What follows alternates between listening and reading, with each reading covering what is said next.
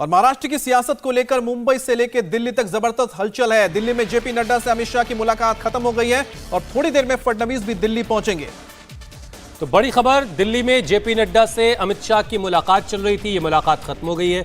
उधर फडणवीस भी दिल्ली पहुंच रहे हैं, वो भी दिल्ली में बीजेपी के आला नेताओं से मुलाकात करेंगे। ये आप देखिए, इस गाड़ी में अमित शाह आपको बैठे हुए नजर आ रहे हैं। जेपी नड्डा से उनकी मुलाकात खत्म हो चुकी है।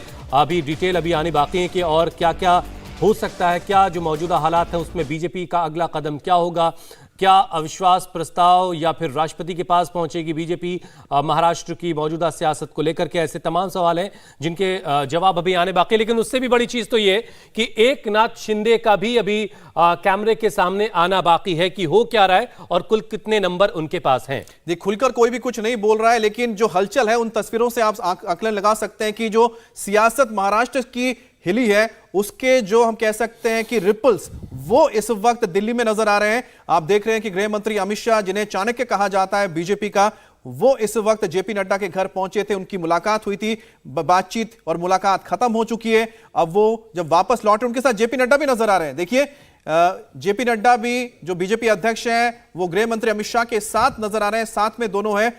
जेपी नड्डा के घर पर मुलाकात हुई थी गृह मंत्री अमित शाह की और जेपी नड्डा की। उसके बाद दोनों एक ही गाड़ी में वापस लौट रहे हैं। तो साफ सी बात है कि जो सियासी हलचल इस वक्त है उसको लेकर सामने आकर कोई खुलकर तो नहीं बोल रहा, लेकिन तस्वीरों से आप आकलन लगा सकते हैं कि आखिरकार जो सियासी भूचाल आया है महाराष्ट्र में, उसके जो लहरें हैं, उसके जो तरंग है वो दिल्ली तक महसूस किए जा रहे हैं, झटके। और यहां पर आप देखिए कहीं ना कहीं एक एक्शन, सारी चीजें नजर आ रही है। और जो बहुत बड़ी बात हम कह सकते हैं इस वक्त है वो है अमित शाह और जेपी नड्डा का एक साथ उनके घर से निकलना मुलाकात के बाद। क्या अब वो सीधे बीजेपी ऑफिस जा रहे हैं, क्योंकि देवेंद्र फडणवीस को भी दिल्ली आना है, दिल्ली पहुंच रहे हैं। ऐसे में देखना होगा कि आखिरकार क्या जेपी नड्डा के साथ अमित शाह जब निकले हैं दोनों की मुलाकात होगी फडणवीस एक से। मौजूदा अध्यक्ष हैं और एक पूर्व हैं और मौजूदा वक्त में वो गृह मंत्री की जिम्मेदारी संभाल रहे हैं। तो दो बड़े नेताओं की मुलाकात हुई है। शिवसेना में बड़े सियासी संकट पर अब से थोड़ी देर में एक बहुत ही अहम बैठक शुरू होने वाली। कुछ ही देर में उद्धव ठाकरे के घर पर एक मीटिंग है जिसमें शिवसेना के तमाम जो वरिष्ठ नेता वो शामिल हो रहे हैं।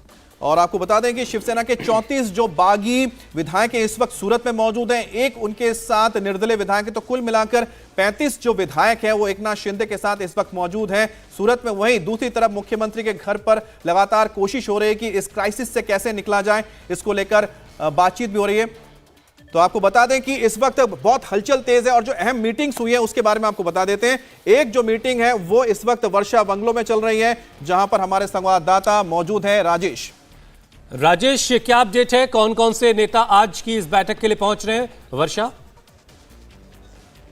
देखिए, अभी थोड़ी देर पहले अरविंद सावंत से हमारी बात हुई। उनका कहना है कि फिलहाल वो मीटिंग में है, यानी कि मीटिंग इस वक्त शुरू है वर्षा बंगलो पर। उनका कहना है कि तमाम बड़े नेता जो हैं वो मौजूद हैं। ज़्यादा बात तो उन्होंने नहीं की, लेकिन इतना कंफर्म किया कि वो मीटिंग में मौजूद है, मीटिंग चल रही है। इसमें आगे की रणनीति जो है वो तय की जा रही है शिवसेना की तरफ से, सरकार बचाने की तरफ से। उद्धव सरकार बचाने के लिए क्या किया जा सकता है, इसके बारे में फिलहाल चर्चा चल रही है। वही दूसरी तरफ उन विधायकों से संपर्क करने की कोशिश भी शिवसेना के आला नेता, बड़े नेता कर रहे हैं कि उनसे संपर्क हो, उनसे उनके जो दिक्कतें हैं, उनकी शिकायतें हैं जो वो समझी जाए। लेकिन फिलहाल किसी से संपर्क नहीं हो पाया है।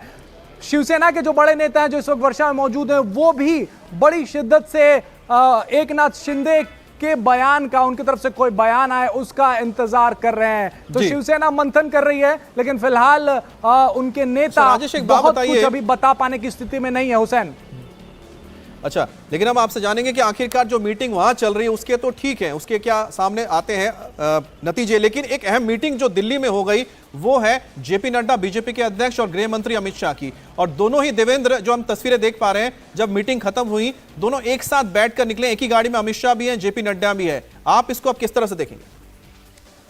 निश्चित तौर पे अब कोई एक और मीटिंग हो सकती है। वो मीटिंग कहाँ होगी, अब जैसे वो पहुंचेंगे उसके बाद ये जानकारी सामने आएगी। लेकिन जैसा कि पहले हम लोग बात कर रहे थे अमित, कि ऑलरेडी बीजेपी इस क्राइसिस को कैसे अपने लिए अपॉर्चुनिटी के तौर पे इस्तेमाल करे, गठबंधन की क्राइसिस को, उसके लिए पूरा एक रोड मैप बनाने में लगी हुई है। उसका नतीजा आप देख रहे हैं ऐसी मुलाकातों पर। ऑफिशियली हमें इस बात की जानकारी नहीं दी गई है, लेकिन तय मानिए वो सारी चीज़ें ऑलरेडी तय कर ली गई हैं। और इसमें एक चीज़ मैं आपको बताऊँ कि पहली बार जब राज्यसभा के इलेक्शन में इस प्रकार से बीजेपी का परफॉर्मेंस रहा और उसके पास वोट आया, तो एक बीजेपी नेताओं को ऐसा लगा कि गठबंधन में कुछ ज़्यादा ही दरार है। और विधान परिषद के चुनाव के बाद एकदम से अपॉर्चुनिटी सामने नजर आ रही है कि अगर इतना असंतोष है, और जो हमारे सोर्सेज जब ये बता रहे हैं कि लगभग 40 तक ये आंकड़ा जा सकता है शिवसेना और इंडिपेंडेंट दोनों को मिला। एक बड़ी देवेंद्र, एक बड़ी खबर आ रही है, वो जरा हम दर्शकों को बता दें। एक बड़ी खबर ये है कि सूरत में शिवसेना विधायक की तबीयत बिगड़ गई है।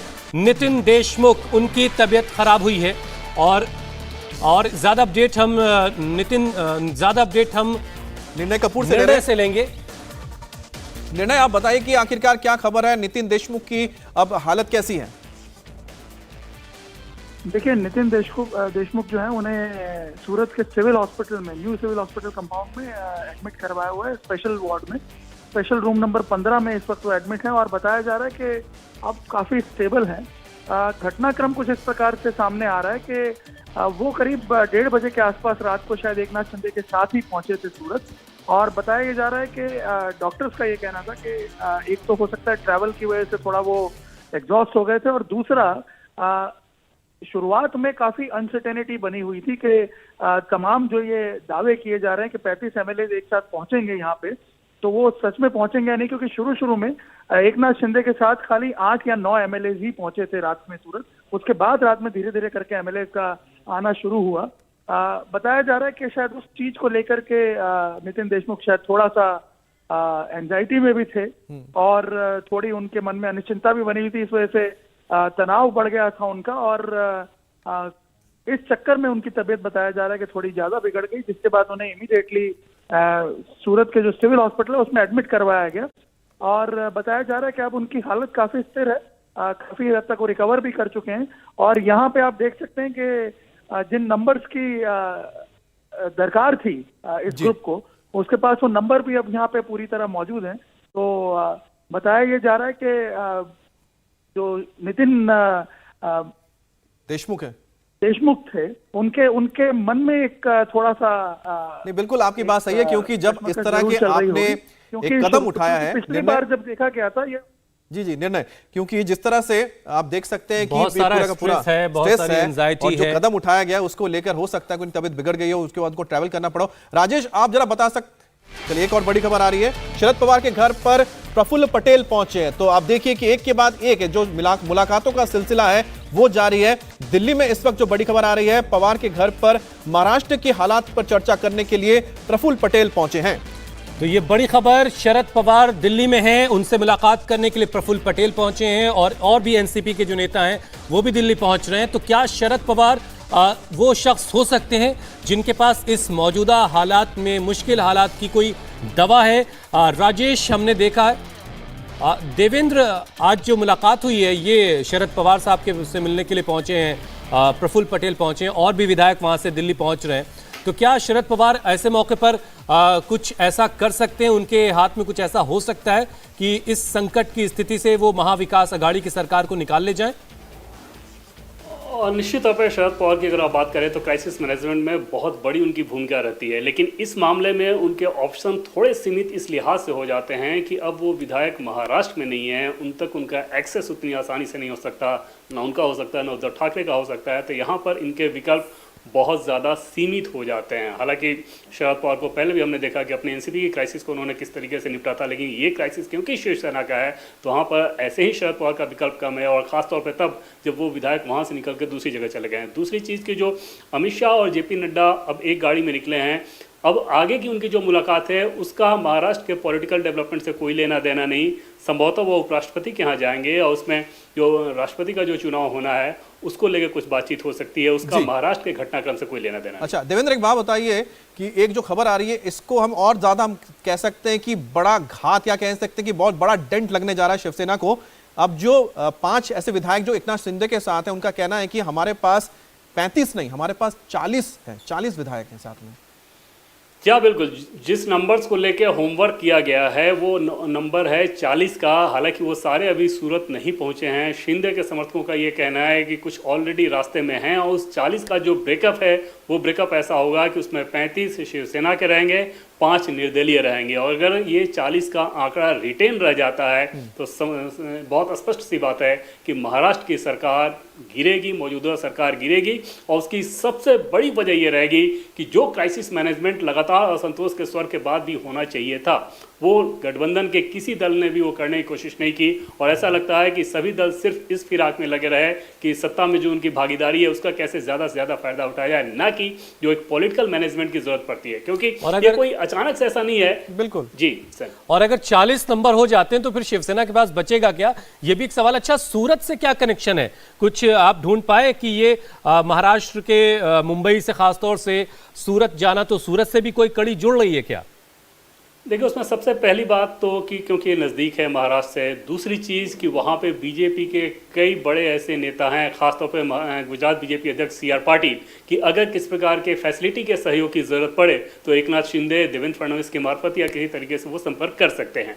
और जैसा कि हम लोग ऑफिशियली इस बात को एकदम से नहीं कर सकते, लेकिन इसमें कोई शक नहीं है कि देवेंद्र फडणवीस लगातार इस पूरे क्राइसिस को मॉनिटर कर रहे हैं। और पिछले कुछ दिनों में अगर आप देवेंद्र फडणवीस के शेड्यूल को देखें तो शेड्यूल से आपको अंदाजा लग जाएगा। और खासतौर पर जब राज्यसभा का चुनाव शुरू हुआ था तो उस समय से ही कि लगातार उनका जो समय था वो इन सारे पॉलिटिकल मैनेजमेंट में ही जा रहा था। और उसमें देवेंद्र फडणवीस ने अपने आप को बार बार प्रूफ किया है, चाहे राज्यसभा का चुनाव हो या फिर विधान परिषद का चुनाव हो।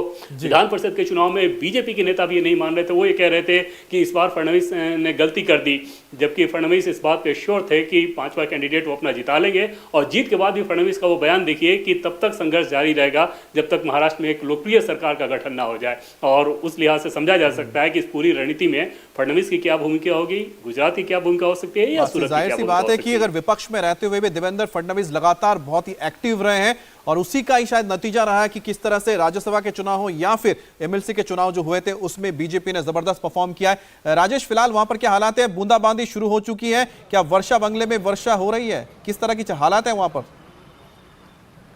देखिए, बूंदाबांदी भी यहाँ पे हो रही है अमित, और यहाँ पर सुरक्षा जो है वो बढ़ा दी गई है। यहाँ पे पुलिस जो है वो पिछले कुछ मिनटों में काफी भारी संख्या में यहाँ पर इकट्ठा हुई है, यानी कि बड़े नेता जो हैं वो यहाँ पर पहुंचने शुरू। कैमरामैन से कहूंगा दिखाएं जो यहाँ पे सुरक्षा इंतजामात हैं, वो पुलिस भी भारी संख्या में है। तो फिलहाल मीटिंग अंदर चल रही है अमित, अंदर से मंथन फिलहाल शिवसेना कर रही है कि पिछले कुछ दिनों में क्या कमियां रहीं, क्या दिक्कतें रहीं, क्या परेशानियां रहीं, जिससे पार्टी के नंबर 2 नेता बगावती तेवर उन्होंने अख्तियार किए हैं। उस मीटिंग से क्या निकल कर आता है उसके लिए थोड़ा इंतजार करना पड़ेगा अमित।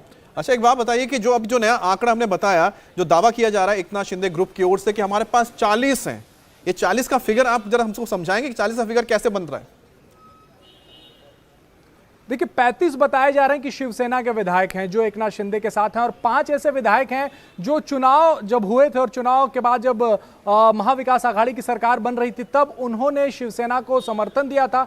वो इसमें से 5 विधायक जो हैं वो इस वक्त एकनाथ शिंदे के साथ वहां मौजूद हैं। शुरुआत में बताया जा रहा है कि 10 से 12 विधायकों के साथ यहां से एकनाथ शिंदे निकले थे। कुछ विधायकों को इस बात की भी जानकारी नहीं दी गई थी कि बगावत करनी है या फिर इस तरीके से बगावती तेवर अख्तियार करने। उन्हें सिर्फ ये कहा गया था कि सूरत चलना है। जब वहां वो पहुंचे हैं तब उन्हें उसकी जानकारी दी गई है। और कुछ विधायकों के बारे में बताया गया है कि वो एन रूट हैं, यानी कि अभी वो सूरत की तरफ रवाना है। तो 35 और 5 40 विधायकों के बारे में एकनाथ शिंदे कैंप की तरफ से कहा जा रहा है। राजेश, क्योंकि महाराष्ट्र का जो पॉलिटिक्स है वो रीजन वाइज बहुत ज्यादा बटा हुआ है, जैसे कि आपके हम कह सकते हैं ना कि अलग अलग जैसे अलग अलग हो जाता है उनके इलाके में, जैसे कि मुंबई का इलाका हो गया, ठाणे का इलाका हो गया, इसके बाद हम देखते हैं कि कोंकण का इलाका हो गया, एक नागपुर की तरफ का इलाका चला जाता है, ये जो विदर्भ का जो इलाका चले जाता है। एकनाथ शिंदे की अगर बात की जाए, उनके साथ जो तमाम लोग मौजूद हैं, क्या वो उन्हीं के रीजन से आते हैं या फिर अलग अलग रीजन से भी टूट की है?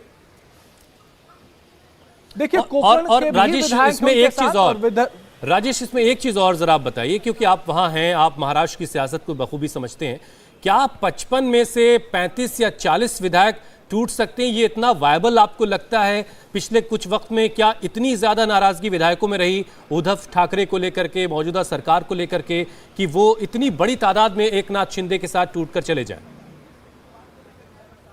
देखिए, नाराजगी एकनाथ शिंदे में थी। एकनाथ शिंदे बहुत दिनों से नाराज थे और नंबर 2 नेता हैं, यानी कि बड़े नेता हैं शिवसेना के, और उनके साथ कई विधायक हैं, कई विधायक जो आज बने हैं उनकी वजह से बने हैं, उन्होंने टिकट दिलवाया है। यही वजह है कि एकनाथ शिंदे अगर उन विधायकों को कुछ कहते हैं तो वो मना नहीं करेंगे। ये नहीं कहा जा सकता कि 35 विधायक हैं वो शिवसेना से नाराज हैं, उद्धव ठाकरे से नाराज हैं, लेकिन एकनाथ शिंदे के कहने पर वो उनके साथ, इसमें से कई विधायक हैं वो गए हैं। और इसमें कोकण के भी विधायक हैं और इसमें विदर्भ के भी विधायक हैं। कोकण की अगर हम बात करें तो ठाणे से, रायगढ़ से लेकर रत्नागिरी, सिंधुदुर्ग तक के भी विधायक आपको इसमें नजर आएंगे। जो 35 का आंकड़ा है और उसमें विदर्भ के भी विधायक जो है वो नजर आएंगे। जो विधायक इस वक्त अस्पताल में एडमिट हुए हैं वो भी अकोला जिले से आते हैं, बालापुर विधानसभा से आते हैं। तो विदर्भ और कोकण के बड़ी संख्या में विधायक जो हैं वो एकनाथ शिंदे के साथ इस वक्त मौजूद हैं। हुसैन, और ये वाकई बहुत हैरान करने वाली खबर शिवसेना के लिए ज़रूर होगी। ये ओवर कॉन्फिडेंस रहा, क्या रहा, क्योंकि हमने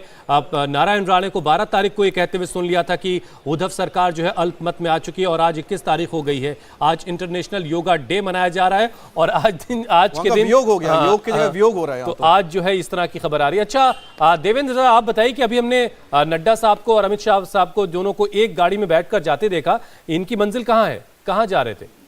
हुसैन, अभी मैंने बताया आपको कि उपराष्ट्रपति के घर पे वो दोनों गए हैं। उसका महाराष्ट्र के क्राइसिस से कोई लेना देना नहीं, क्योंकि राष्ट्रपति का चुनाव होना है और ऐसे में उपराष्ट्रपति का जो दफ्तर है, उपसभापति का जो दफ्तर है, वहाँ जो सेक्रेटरी जनरल हैं वो इस बात के रिटर्निंग ऑफिसर हैं। और ऐसे में जाहिर तौर पर कुछ प्रक्रिया को लेकर, नॉमिनेशन वगैरह को लेकर, इन सारी चीज़ों को लेकर बातचीत करने के लिए वो गए होंगे।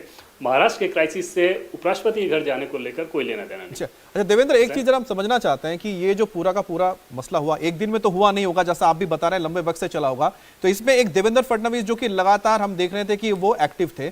दूसरा एक जो नाम नारा था नारायण राणे का, नारायण राणे के साथ जिस तरह के सुलूक हुआ, उनको गिरफ्तार किया गया, उसके बाद से उनके बेटे ने भी कई बार बोला था कि इस सरकार का अंत आ चुका है नजदीक।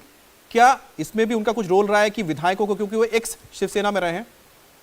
और बिल्कुल, इसमें कोई दोहरानी है। और जो नाराजगी इंजेक्ट की जाती है, जैसे अगर कोई विधायक असंतोष जताए और फिर उस असंतोष को और नाराजगी में कैसे कन्वर्ट करना होता है, तो उसमें ऐसे नेताओं की भूमिका बहुत ज़्यादा हो जाती है जो कि उस दल को छोड़कर आए हुए हैं। और पहले से अमित, हम लोग इस बात को बात कर रहे हैं कि जब असंतोष होता है तो फिर सामने वाला दल उसका फ़ायदा उठाने की कोशिश करता है। इस केस में भी वैसा ही हुआ है। लगातार शिवसेना के विधायकों को ये बात समझाई जाती है कि अगर, क्योंकि एनसीपी के साथ वो गठबंधन में है, एनसीपी से लड़कर अगर वो आए हुए हैं और वहाँ एनसीपी का दखल अगर उनके इलाके में ज़्यादा पड़ रहा है तो वो कहीं ना कहीं अपने आप को असुरक्षित महसूस करते हैं। जो मंत्री हैं, अगर उन्हें ये लगता है कि उनका से ज़्यादा नहीं है, या तो उद्धव ठाकरे का है या फिर शरद पवार का ज़्यादा से आ रहा है, तो फिर वहाँ पर उनकी दिक्कत होती है। तो ऐसे अलग अलग फैक्टर्स जो हो जाते हैं, और ये असुरक्षित होने की भावना से फिर सुरक्षित वो खुद हुए, और लेकिन उसमें जो है पूरी की पूरी पार्टी और सरकार जो है वो असुरक्षित हो गई है। लेकिन इस पूरे मामले में एकनाथ शिंदे के साथ बीजेपी की तरफ से सूत्रधार कौन बना है?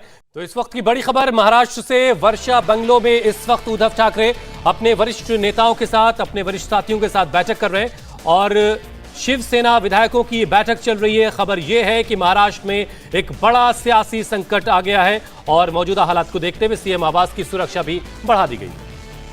और इस बीच आपको यह भी बता दें कि महाविकास अघाड़ी सरकार में जो 171 बताया जाए समर्थक विधायक हैं, उनमें से करीब 40 जो हैं अब एकनाथ शिंदे के साथ जुड़ गए। ऐसे में यह सरकार अपने आप में अल्पमत में आ चुकी है। इंडिया टीवी हर वक्त हर जगह डाउनलोड करने के लिए सर्च करें इंडिया टीवी न्यूज।